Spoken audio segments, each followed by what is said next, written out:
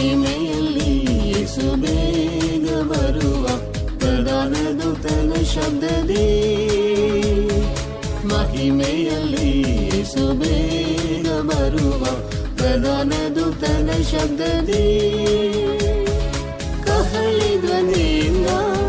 ಆಜ್ಞಾಘೋಷದಿ ಸಂತರನ್ನು ಸೇರಿಸ, ಕಹಳೆ ಧ್ವನಿಯಿಂದ ಆಜ್ಞಾಘೋಷದಿ ಸಂತ